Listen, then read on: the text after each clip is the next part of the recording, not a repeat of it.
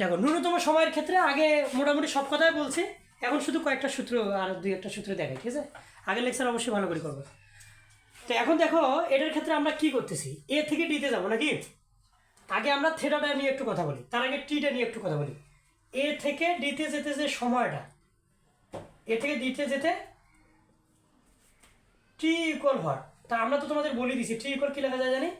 আমরা কি বলছি, নদীর উপর টি হইলে হইলে টি বললেই নদীর প্রস্থ, আর নৌকার বেগ সাইন নদীর এই যে স্রোত আর নৌকার মধ্যবর্তী দূরত্ব কই আলফা না ভেক্টর দুইটা, এই আলফা। বলো তো এই মানটা কত?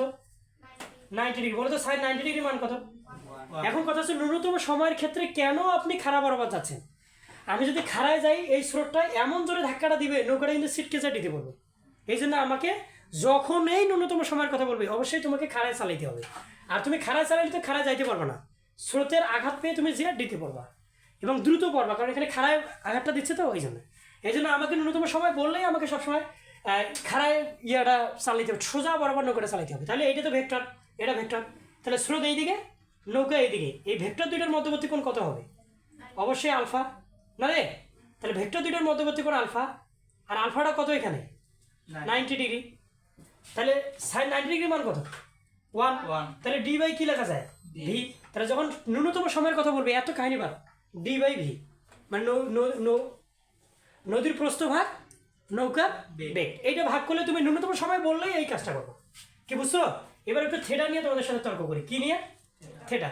আচ্ছা থেটা ইকুয়াল কি লেখা যায় বলো তো? থেটা আমরা জানি কি, থেটা যদি বলতে চাও তাহলে tan theta. Tan theta equal theta কার সাথে বলো তো? এই থেটা ইউ এর সাথে। তাহলে আমরা কি লিখতে পারি? ইউ প্লাস ভি, ভি কি কজ আলফা আর ভি সাইন আলফা। এবার বলো তো আলফার মানটা কত? আলফার মান যদি 90 বসাও আর এখানে যদি 90 বসাও তাহলে বলো তো সাইন 90 ডিগ্রি মান কত? 1। তাহলে এটা কি লেখার দরকার আছে? এটা আমি বাদ দিলাম। কজ 90 ডিগ্রি মান কত? 0। এটা কি লেখার দরকার আছে? এটা বাদ দিলাম। তাহলে ট্যান থিটা কি লেখা যায় দেখছো? ভি বাই ইউ লেখা যায়। দেখছো, যদি ন্যূনতম সময়ের কথা বলে তোমার মাথা তো কাজ করতেছে, তুমি তো এগুলো বুঝতেছো, আর সাথে সাথে ম্যাথগুলো এগুলো দিয়ে করে নিবা। যে ন্যূনতম সময়ের কথা বললেই ট্যান থিটা ইকুয়াল নৌকার প্রস্থ মানে নৌকার বেগ ভাগ স্রোতের বেগ। তাহলে কোনটা পাবা কার সাথে? নৌকার সাথে। এই যে দেখো এটা স্রোতের সাথে। এই কোনটা কার সাথে? এই কোনটা কার সাথে আছে? এই যে দেখো স্রোতের সাথে আছে। এটা কি বুঝছো? এখন তোমরা বলো তো যে ট্যান থিটা, ট্যান ইকুয়াল কি লেখা যায়? লম্ব বাই ভূমি। বলো লম্ব বাই ভূমি। ট্যান থিটা ইকুয়াল লম্ব বাই ভূমি। তোমরা দেখো তো এটা একটা সমকোণী ত্রিভুজ হয়েছে কিনা? এটা যদি সমকোণী ত্রিভুজ হয় তাহলে কি লেখা যায়?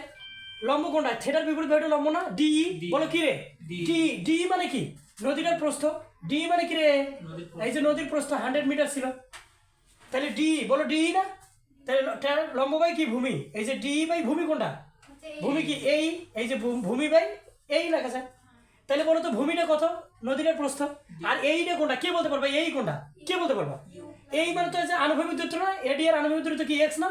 এক্স। এটা তো আনুভূমিক দূরত্ব। বলো তো এবার এক্স ইকুয়াল কি লেখা যায়? এই এক্স ইকুয়াল কি? এই ইকুয়াল কি এক্স ইকুয়াল কি ভিটি? এটা কি এই না? তাহলে ভি কোনটা? ভি এই বরাবর বেগ কোনটা? ইউ। আর এই যে ভি এর আনুভূমিক দূরত্ব কোনটা? এর তো একটা বেগ আছে, দুইটা বেগের সব বেগে তো এই পাশে নেব।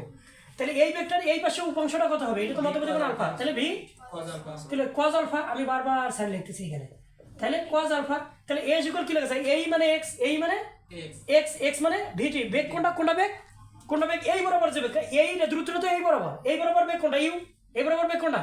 ইউ। আর এই বেগের একটা উল্লম্ব আনুভূমিক উপাংশ কোন দিকে? এই দিকে। তাহলে ভি কজ আলফা। আর এটা টি। টি মানে কি লেখা যায়? কে বলতে পারবো?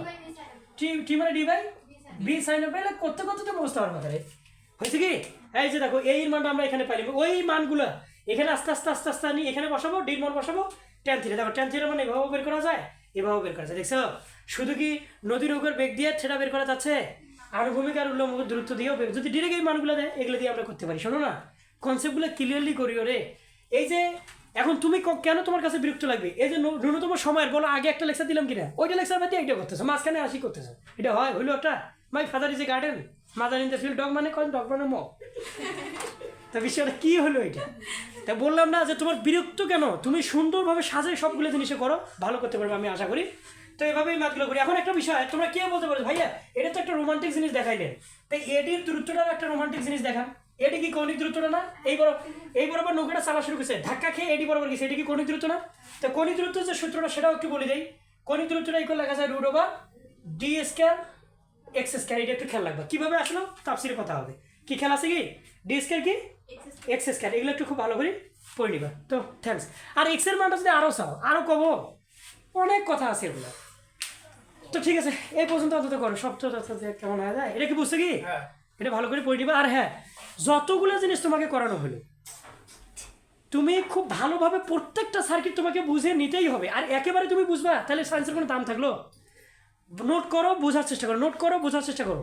না হলে যখন ইউটিউবে ক্লাসগুলো করবা কমেন্ট করে বলো, ফোনে বলো, আমাকে বলো, আমরা ফিরে সেগুলোকে তাফসীর করবো। আর আমি মনে করি যে মনোযোগ দিয়ে যদি শোনা নোট করো তুমি বুঝতে পারবে ইনশাল্লাহ। তো ঠিক আছে, থ্যাঙ্কস। দেখো রে, এখানে ফের আবার গুণ করে দিছি কেন? এডি মানে কি? এটা অতিভুজ না? তাহলে আমরা কি জানি? এইটা এইটা এই না, এটা কি ভূমি আর এটা কি লম্ব? অতিভুজ ইকুয়াল কি লেখা যায়? Root over. রুট ওভার কি রে? রুট ওভার আমরা কি জানি?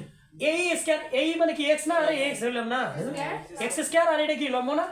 লম্ব কি ডি মানে কি ডি না? এই ডি মানে তো ডি নাকি? তাহলে এই যে ডি স্কয়ার, তাহলে x square plus D square, এটা হলো তোমার এই যে এডি স্কয়ারের মান।